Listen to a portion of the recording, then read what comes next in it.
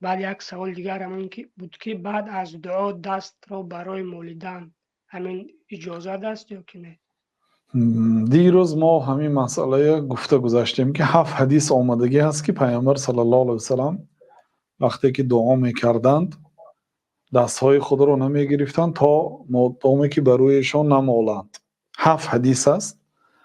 علامه بکر ابوزید این حدیث ها را در یک کتاب جمع آوری کردند و در همین مسئله یک کتاب علاهیده نوشتند، چون تا زمان ایشان یگان کس در این مسئله کتابی علاهیده نوشته نبود.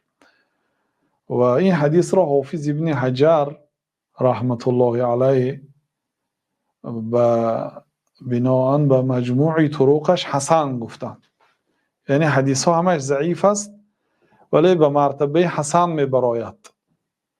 از سببی چی؟ همش ضعیف است، همدیگرش رو قوت داده به مرتبه حسن میبراید گفتند حافظ ابن حجر. و بعضی معاصرها از علمای معروف هم قول حافظ ابن حجر تصدیق کرده، در کتاباشون به این حدیث حکم حسن دادن.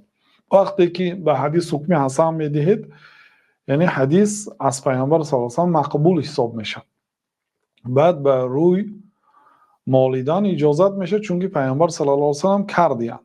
ولی علامه بکر ابوزید گفتن که این 7 حدیث همش ضعیف است و حتی به درجه ضعیف است که با همدیگریش هم قوت نمیگیرد. گفتن همش یک تکنیم مقل حسن لغیره نمیشد. گفتن لیکن از بعضی صحابه ها و تابعین آوردند که اونها دستهای خود را بعد دعا بر رویشان میمالیدند و این دلالت میکند که بدعت نیست. اگر بدعت میشد سلف صالح نمیکردند. بنابراین یعنی که برای مولد گناه هم نیست، هیچ گپی نیست، چون که حدیث آن حافظ ابن حجر متخصص علم حدیث هست. حدیث حسن گفتن یا مراتب اول دیده بعد آدم سخن کند. خیلی صحابه ها دستهای خود را بروی مالیدن، تابعین مالیدن. حدیث هست اگرچه ضعیف هست. در مذهب امام ابو حنیفه حدیثی ضعیف بهتر از فکر مردها در اصول مذهب.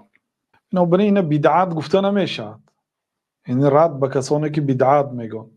انا شیخ عثیمین هم حدیث حسن گفته اقرار کرده هستند. کسانی که بدعت میگوید شیخ عثیمین قبول دارد.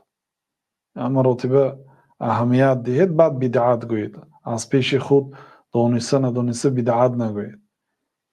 بله.